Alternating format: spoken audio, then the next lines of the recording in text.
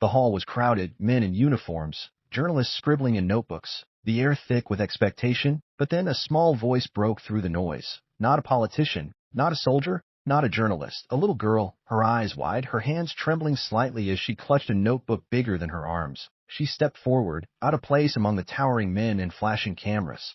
And she asked the question no one else dared to speak. "Mr. Traoré, do you know Jesus?"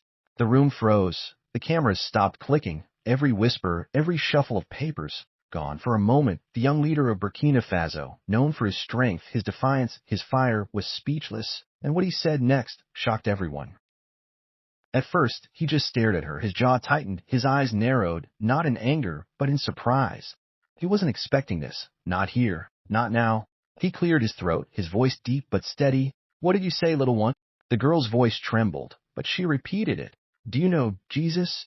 The silence was unbearable. The cameras, still rolling, captured every heartbeat of tension. Ibrahim Traoré leaned forward, resting his hands on the podium. The weight of the question pressed against him like a mountain. He glanced at the crowd. Reporters leaned in. Soldiers stood at attention, and yet none of them mattered. In that moment, it was only him and a child. Finally, he spoke. "I have heard his name." The words fell heavy, uncertain. The girl's eyes searched his face. She whispered, almost pleading, "My mama says he loves you." Something flickered in his eyes, something no one expected to see, a crack.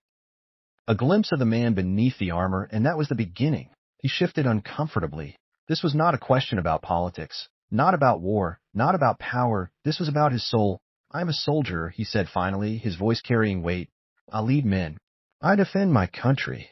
I face enemies, but love." He paused, choosing his words carefully. "Love is harder than war." The audience stirred. Pens scratched furiously. Every camera zoomed closer. The girl didn't flinch. Her small voice cut through the thick air. "But Jesus said, love your enemies." The room went still again. Tara's chest rose, then fell. He gripped the podium so tightly his knuckles whitened. Inside him, a storm raged. How could a child disarm him so easily? How could 3 simple words, "love your enemies," pierce deeper than any bullet? He looked down at her, his voice low. "Do you know what enemies do, child? They kill, they betray. They seek to destroy." The girl blinked, but Jesus forgave the people who killed him. The words struck like lightning. The room felt charged. The men in uniform shifted uneasily. Even the cameras seemed to hesitate. And in that silence, Ibrahim felt something he hadn't felt in years. Conviction. His mind replayed the battles, the sleepless nights, the faces of men lost to war, the hatred that had fueled him. Could love really conquer that? Could forgiveness really stand against blood and violence? He looked back at the child. And for the first time, he didn't have an answer. The girl stepped closer, her voice steadier now, though still small. "My mama says Jesus can make even the strongest men fall to their knees." The words hung in the air. The crowd was holding its breath. Tara's throat tightened. His voice cracked, just slightly. "And what if I do not want to kneel?" The girl tilted her head. "Then maybe you're still standing in the wrong place." A gasp rippled through the room. No one spoke to him like that. Not ministers, not generals, not even foreign leaders, but this child. She spoke with a boldness that cut deeper than any weapon. Traoré staggered back a step, his chest heaving. Memories flooded him. The times he prayed as a boy, the times he cried in silence, unseen, the questions he buried under duty, and suddenly, the armor cracked. He lowered his gaze, his voice raw. Why would he care for me? I have fought, I have taken lives that I have hated. Why would Jesus love me? The girl's eyes welled with tears. Because he already did.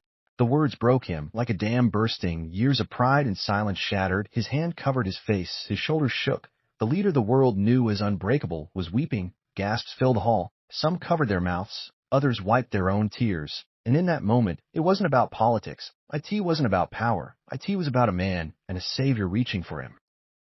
When he finally lifted his head, his face was wet. But his eyes, they were different. The crowd leaned in, waiting. What would he say? Would he recover? Would he dismiss it? His voice was hoarse, but steady. "Child, your question has done what no weapon could. You have made me see my heart."